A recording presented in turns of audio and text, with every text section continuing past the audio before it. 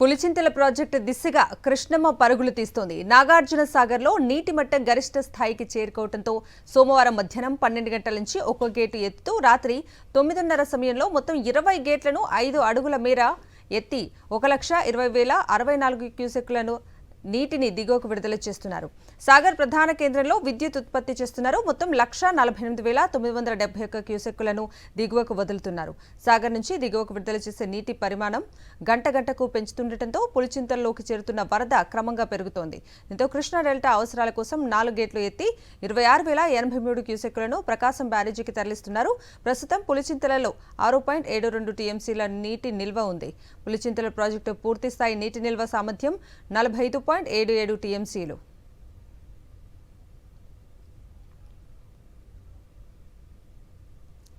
ఎగువ నుంచి భారీగా వరద వస్తున్న నేపథ్యంలో మరో 2 రోజుల్లో పులిచింతల ప్రాజెక్టు కూడా నిండనుంది. శ్రీశైలం ప్రాజెక్టులోకి 3,44,218 క్యూసెక్కులు చేరుతుండగా 10 గేట్లను 12 అడుగుల మేర ఎత్తి 3,10,840 క్యూసెక్కులను దిగువకు విడుదల చేస్తున్నారు.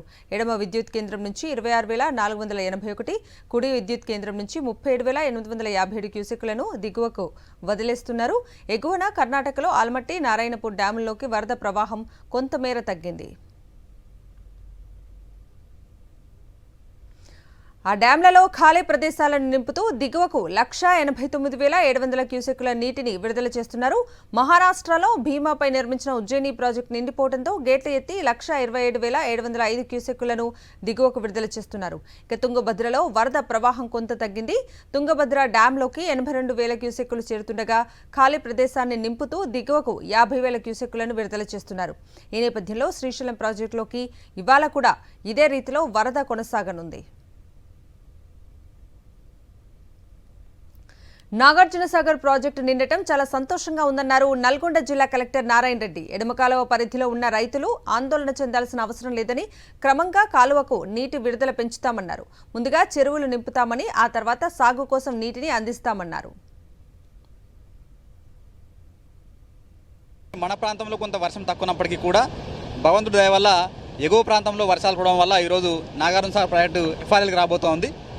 సో ఈ సందర్భంలో మనకు కింది కూడా ఈరోజు మనం 2 లక్షల క్యూసెక్స్ వరకు మనం వాటర్ వదులుకుంటున్నాం. ఇంకా వచ్చే ఇన్ఫ్లుయెన్స్ బట్టి మనం వాటర్ ఇంకా పెంచాలి లేదా తగ్గించాలి అని నిర్ణయం తీసుకోవడం జరుగుతుంది. సో ఇక్కడ సఫిషియెంట్గా మనకు ఇరిగేషన్ ప్లాన్ ప్రకారంగా వాటర్ ఇచ్చే విధంగా ముందుకు వెళ్తా ఉన్నాం. ఇప్పటికే మనకు లెఫ్ట్ మెయిన్ కెనాల్లో ఎల్ఎల్సీలో హెచ్ఎల్సీలో కూడా వాటర్ వదులుకోవడం జరిగింది. అక్కడ కెనాల్ సిస్టమ్ కొద్దిగా అంటే 2 సీజన్లు ఇవ్వలేదు కాబట్టి కొంత టెస్ట్ చేస్తున్నాము. సో రానున్న 3 to 4 డేస్లో ఫుల్ కెపాసిటీలో వాటర్ ఇచ్చే విధంగా చర్యలు తీసుకోబోతున్నాం. కాబట్టి